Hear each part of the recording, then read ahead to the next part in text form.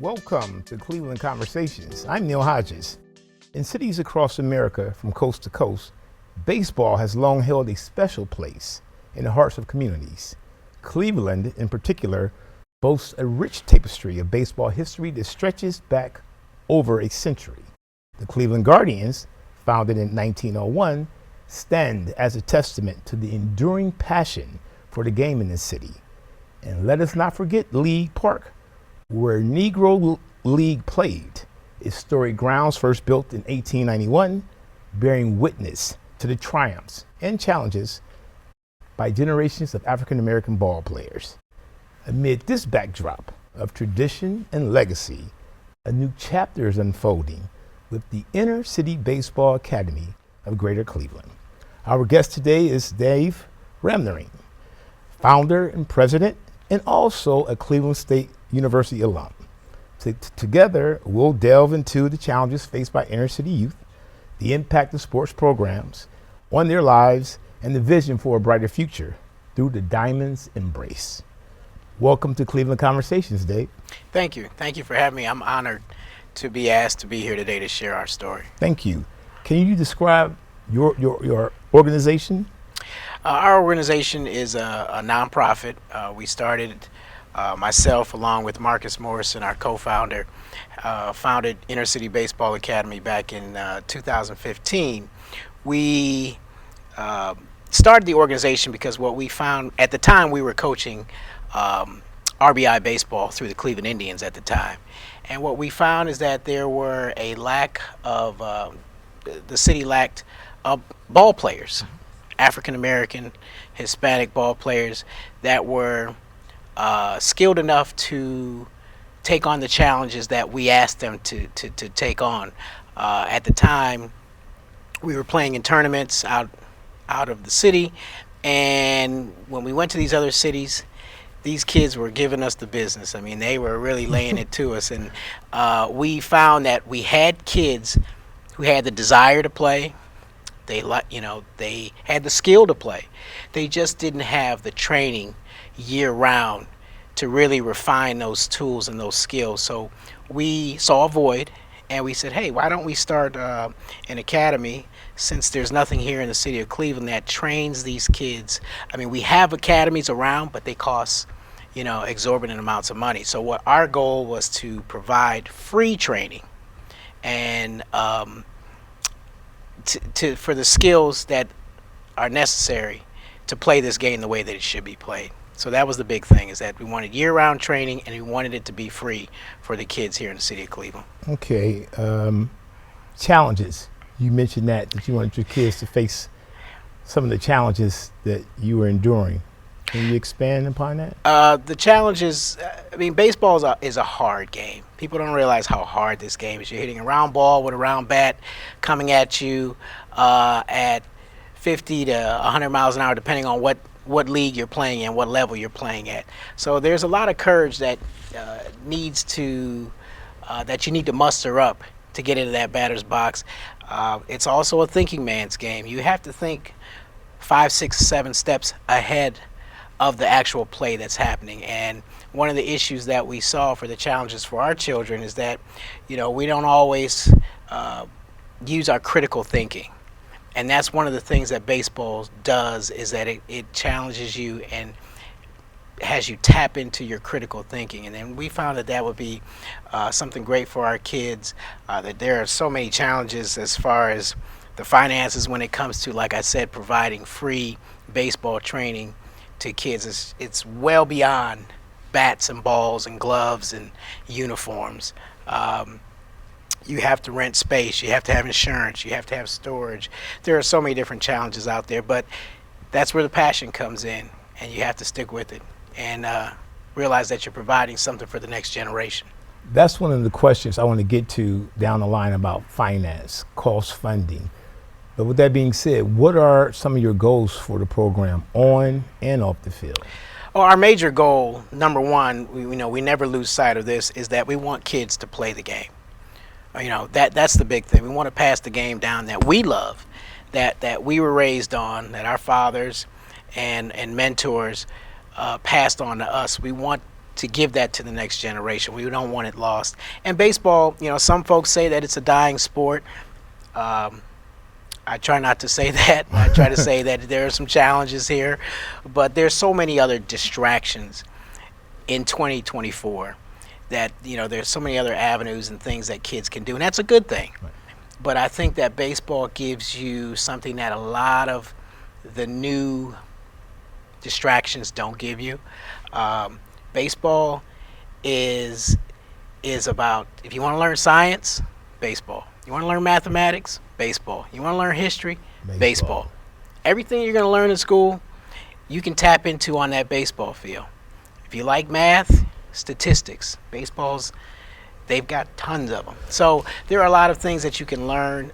We want to pass that down. We want kids to have fun, and we want them to have something to do. There are a lot of children here in the city of Cleveland that have idle time, and I think that with baseball, we can definitely take up a lot of that time. Yeah, we see that in terms of the idle time as relates to the increase in youth violence, the increase in youth being charged as adults. But you touched on something when you said there are other avenues that kids are attracted to. I myself have fallen in love with baseball in honor of my sisters, and the Guardians are doing it. How do you make the game sexy to youth who have dreams of being the next Kobe or the next LeBron, or football that goes at a faster pace? How do you make it, not you per se, but how do you make it sexy to attract, to recruit? That's a tough question. One of the things that baseball really relies on is tradition. And I know that in this time, in this day and age, that we are getting away from a lot of our traditions. We pride ourselves on not just teaching the game of baseball and having kids play. We want them to play the game, quote unquote, the right way. And there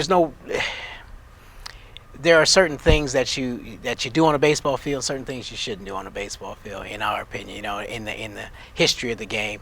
And we just want kids to have fun.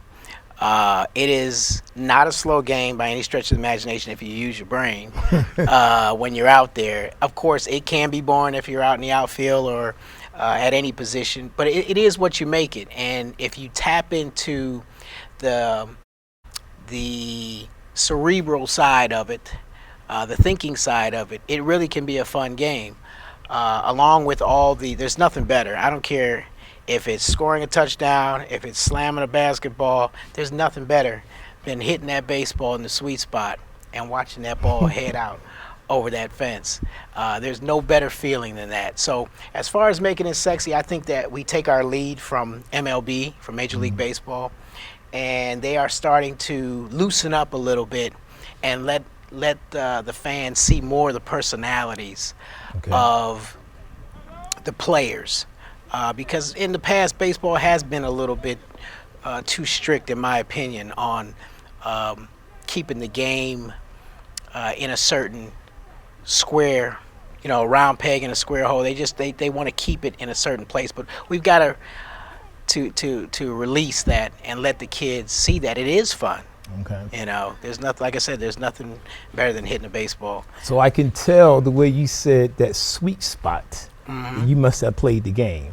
Absolutely. And so is that what inspired you to, create this academy and try to build youth skills? I think it's one of the things that if it didn't inspire me to start it, it definitely has inspired me to keep going. This is a journey. This is not something you do for a day, for a month, for a season. This is a lifelong journey.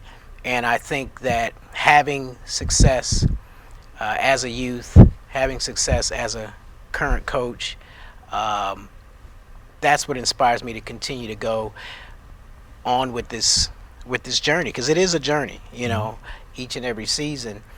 The big thing is seeing children work towards something at something that's very difficult and watching them train every day and giving them little nuggets so that they can help themselves. And then when they get on the field and they produce, and you see that light bulb come on, you see the success, you see the failure, and you see the success, because you're going to fail more than you're going to succeed. And I think that's part of the problem with some of our children. We've often thought about why our kids aren't playing the game anymore. And I think it's because, as they say, if you succeed 3 out of 10 times in baseball, you're in the Hall of Fame. Okay. There aren't many who can do that. Okay. So you can expect to succeed anywhere between 10 to 25 out of 100 times, you know, and you're an okay player. I don't think that kids nowadays are okay with that. They want instant gratification. You know, they want to see that ball go through the hoop, or they want to complete that pass or score that touchdown. Whereas in baseball, you know, the gratification is a little bit further down the road, and it doesn't come as often. So you have to really train your brain, train your mind to say, hey, I started here, I'm here now. That's a big jump. It doesn't look like a big jump, but that's a big jump, because this is a very difficult sport. So what keeps me going, to answer your question about when I played, just all the things I spoke about earlier. I'm a history buff. I love history. Baseball's rich with history. I like math. I like statistics. I like being able to keep track of my progress. Baseball's, you know, one of the sports that you can really hone into that and take a hold of that. As far as science, you know, baseball is physics. Okay. You know, baseball is physics. It's energies transferring. It's all the different things that you're going to learn in school. So those are the things that kind of keep me going. And then you also find inspiration from other coaches that are passionate about this game. You have to have passion for this game to keep going. So Dave, the reality is that most kids will not play professional baseball. So for that demographic, what are your objectives for them? Well, our objectives, as I said in the beginning, is number one, for our kids to play the game and have fun playing it. But really, this is not, I tell my kids this all, this is not about baseball. This is not about this little ball and us going out here and winning games. We want to do all of it. We want to teach you life lessons through the game of baseball. Our ultimate goal, as you said, most kids are not going to make it to the pro. You know, it's a very difficult game. Our ultimate goal is for our children to use this game, this ball, to either make their way to college, some part of their college, tuition paid for, so that they can go on, get a scholarship, get some books paid for, whatever it may be, get your degree, and become a citizen, a good citizen of the United States. That is our goal, is to have children go to the next level education-wise and use this game to provide money that it takes to get. My business partner, Marcus Morrison, our co-founder, that's his story. He played here in Northeast Ohio, got a scholarship at Grambling University, HBCU, got his undergrad in education. Ironically, got his master's degree right here at Cleveland State, and he's a teacher here in the CMSD system, the Cleveland Metropolitan School District. So he is taking care of his family due to that baseball. Physics of baseball. Yeah, and that's what the ultimate goal is really about. This is about getting to the next level, education-wise, you know, in here and in the books, and have fun.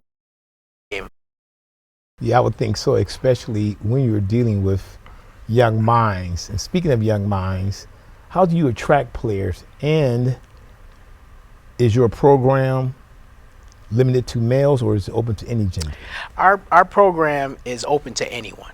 When we started this program, it's called Inner City Baseball Academy of Greater Cleveland. We picked that name because we wanted to deal with kids in the inner city, black and brown kids, but we don't care who comes. We want kids to play this game. Black, brown, white, green, purple, we don't care who you are. We just want you to continue to play this game. Okay. Because it is such a rich game.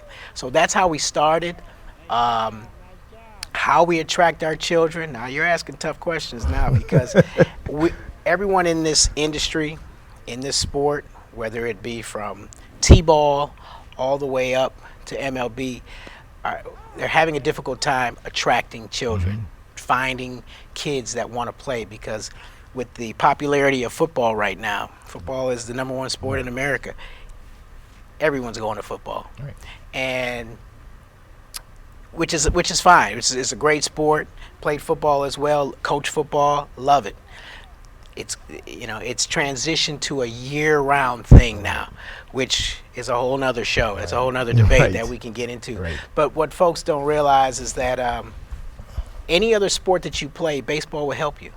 It will enhance those sports because you're using this. You have to use this first to play baseball. And our physical skills, like I said, we are open to boys, girls. We teach softball players as well. The academy is getting ready to expand to golf.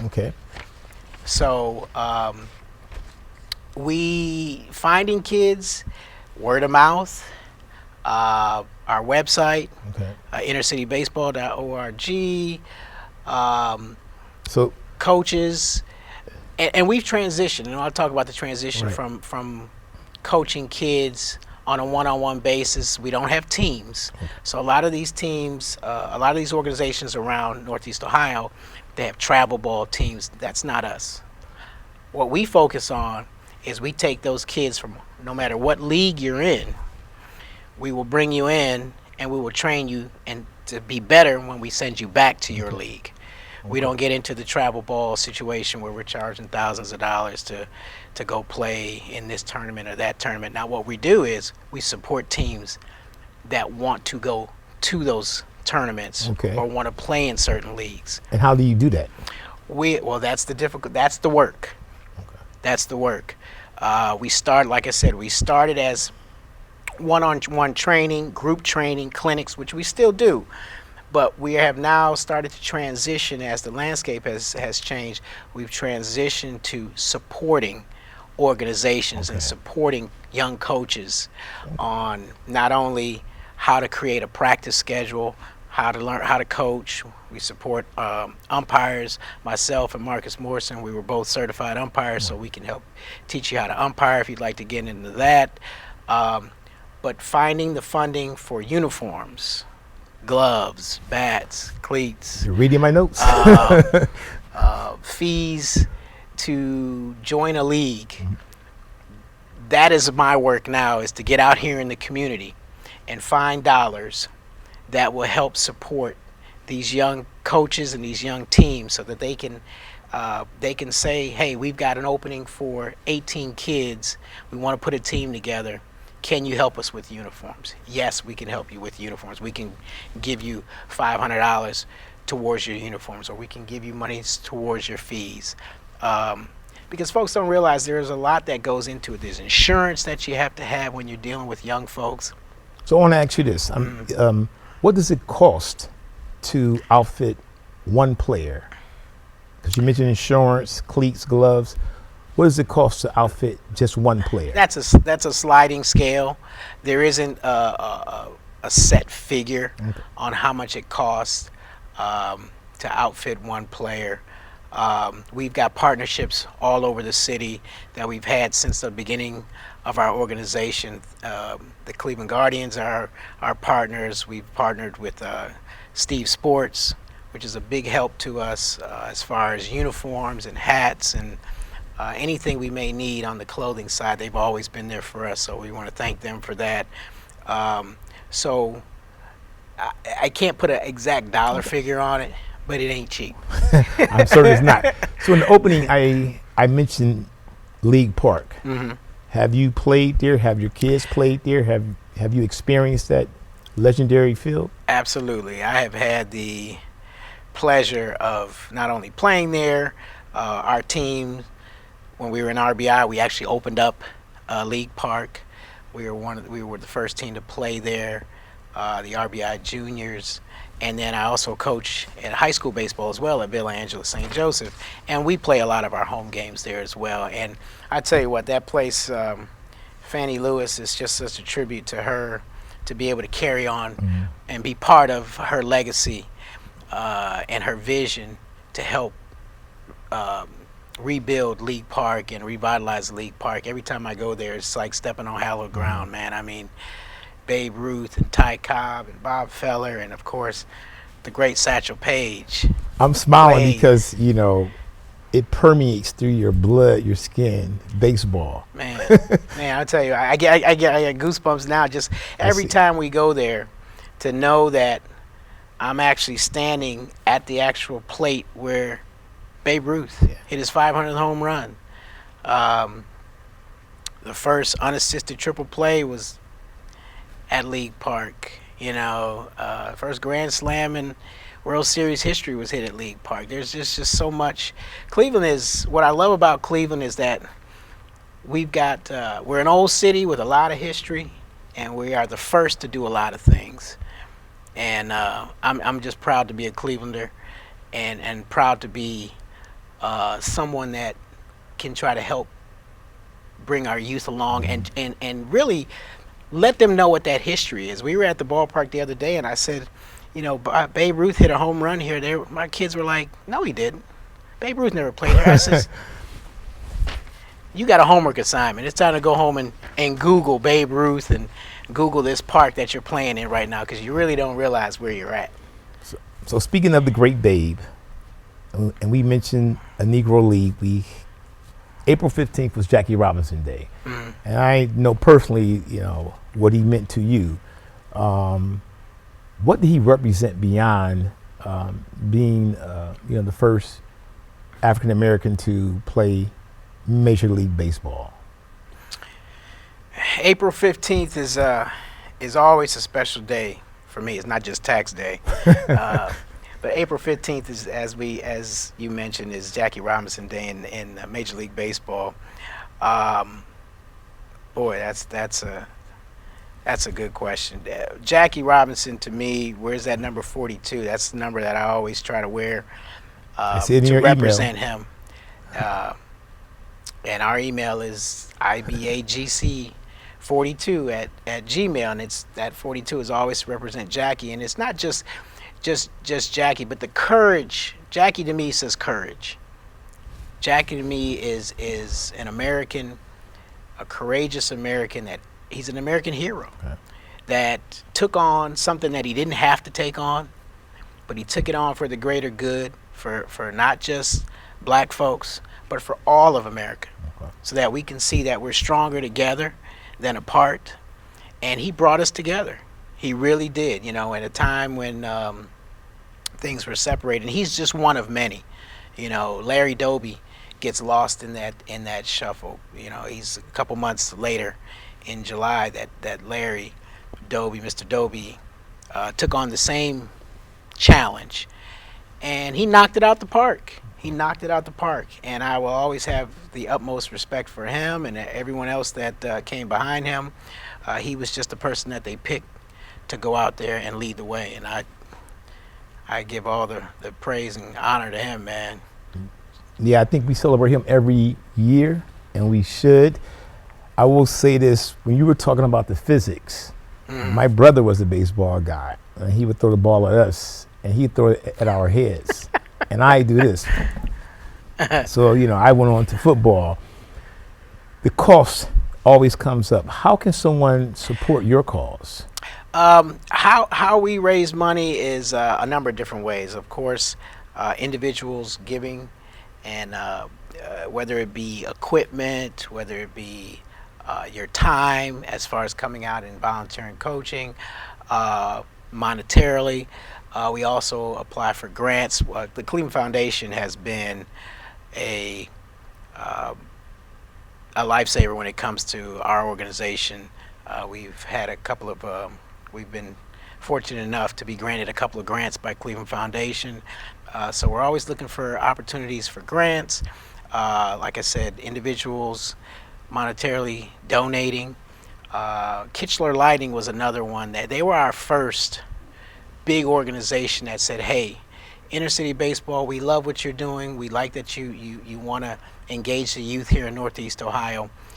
We're going to set up a day, and we're going to have a fundraiser for you, and they came through big time for us for a few years back. So we always got to shout out Kitchener Lighting for what they've done. But we're always looking for folks to either contact myself or my business partner Marcus Morrison on how you can help, because it's not just money. Now, of course, you need money to buy uniforms, you need money to pay for insurance, you need money to pay for storage, but the Guardians have come through. The pastors of Northeast Ohio and the Fairfax area have volunteered the time, and coaches all over the place have volunteered equipment, time, and money. And those are the things that, hopefully they can contact me via email or by telephone, and we can get something set up.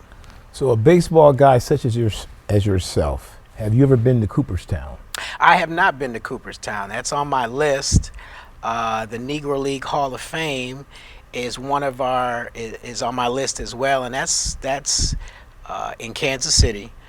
One of our major goals here in the next year is to organize a group of Northeast Ohio youth to take on a bus trip to the Negro League Hall of Fame in Kansas City.